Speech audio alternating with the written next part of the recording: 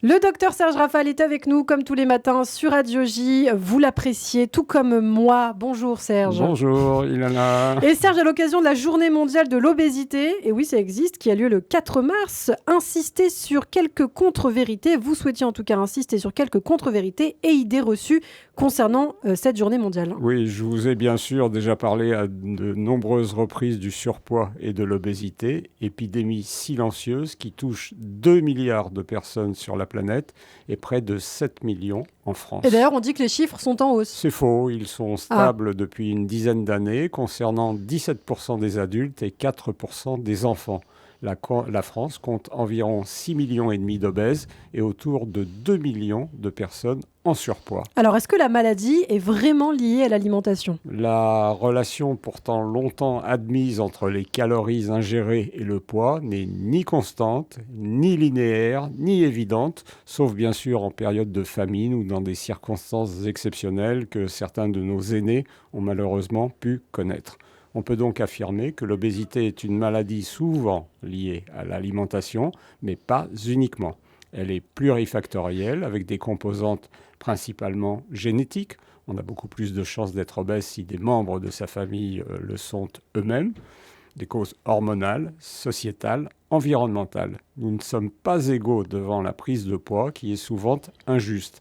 À apport énergétique égal, certains vont grossir, alors que d'autres, sans aucun effort, vont rester à un poids stable, voire avoir du mal à en prendre. Nous savons, nous médecins, qu'il est bien plus difficile de grossir que de maigrir, c'est dire.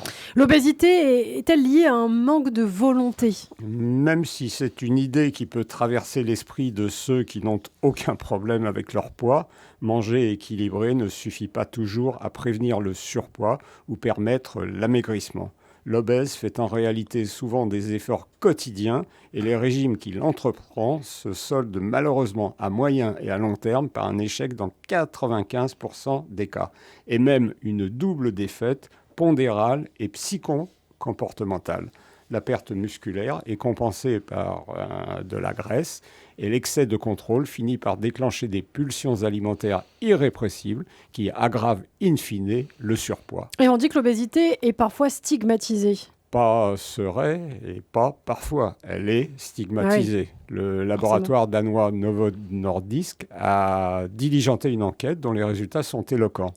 En analysant plus de 180 000 messages ou témoignages consacrés à l'obésité déposés sur les réseaux sociaux et les forums, les chercheurs ont constaté que si Facebook et Instagram étaient plutôt bienveillants et informatifs, Twitter était volontiers moqueur, critique et stigmatisant, avec parfois des remarques ou des propos intimidants et humiliants, frôlant ou flirtant avec le harcèlement.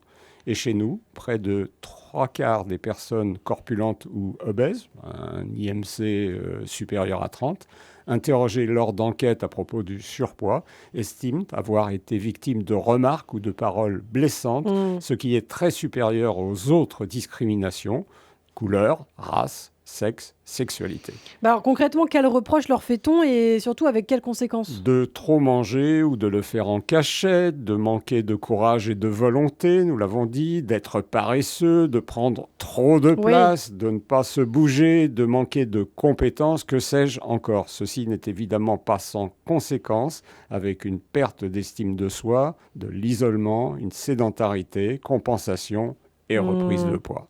Le message des pouvoirs publics est inadapté aujourd'hui ? Bien entendu, puisqu'il est principalement centré sur l'alimentation et le manque d'activité physique, ce qui est très réducteur puisqu'ils n'en sont que des composants. Alors, ce qu'on peut dire en conclusion, Serge ? Le slogan, disons plutôt la litanie « mangez moins, bougez plus » est une catastrophe totalement inefficace qu'il faut abandonner au profit de véritables actions de prévention ou de prise en charge.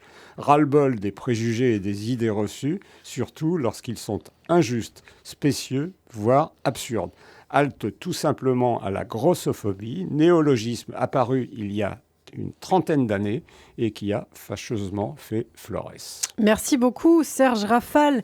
Serge qu'on retrouve au quotidien sur Radio J. Restez avec nous, nous sommes ensemble jusqu'à 9h.